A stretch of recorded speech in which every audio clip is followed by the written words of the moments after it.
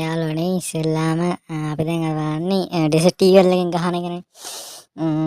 Dessert eagle එකෙන් headshot ගහද්දී අපි ඉස්සෙල්ලාම ගිහිල්ලා ට්‍රේනින් පොයින්ට් එකේ ගිහිල්ලා අපි ට්‍රේනින් වෙන්න ඕනේ. ට්‍රේනින් වෙන්න හැටි කියා දෙන්න හදන්නේ අද. ඉස්සෙල්ලාම අපි ට්‍රේනින් පොයින්ට් එකට ගිහිල්ලෙමු. එන්න එහෙම ට්‍රේනින් පොයින්ට් එකට යන්න ඕලා.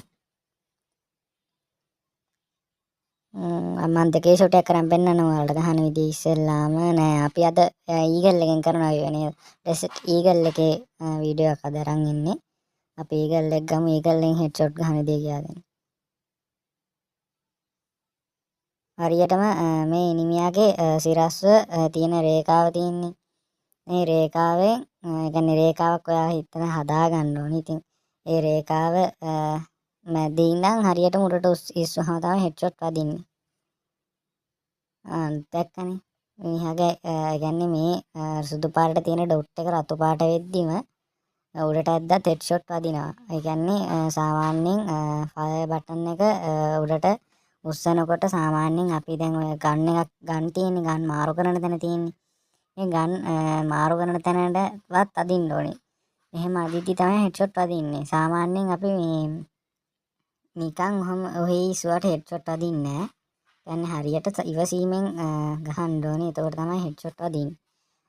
හරියටම ඒ කියන්නේ සාමාන්‍යයෙන් මිනිහාගේ උරිස්ස ඒ කියන්නේ උරිස්ස ගාවටවත් මේ රතු පාට මේ ඒ කියන්නේ සුදු පාට බටන් එක රතු වෙනකන්වත් ගෙනාවොත් අනිවාර්යයෙන්ම ෂුවර් හෙඩ්ෂොට් එකක් ගහන්න පුළුවන්. එතන ඉඳන් උඩට ඇද්ද ගමන් අනිවාර්යයෙන්ම 495ක් හරි 261ක් හරි යනවා. ඔර බලන්න ඒ වගේ ගහන්න පුළුවන්. ඔයාලට මම මේ ආද හදිස්සියෙන් දාන වීඩියෝ එකකින් මේ ඉක්මනට වීඩියෝ ඉවර කරනවා. ඔයාලට මේ වගේ හෙඩ්ෂොට් ගහන්න පුළුවන්. මම කියන ට්‍රික් එක භාවිතා කරාට පස්සේ අපිට ඉතින් ලයික් කරන්න, ෂෙයා කරන්න, කමෙන්ට් කරන්න මොන හරි වැරදි තියෙනවා නම් කියන්න. එච්චරයි ඉතින් සුබ දවසක්.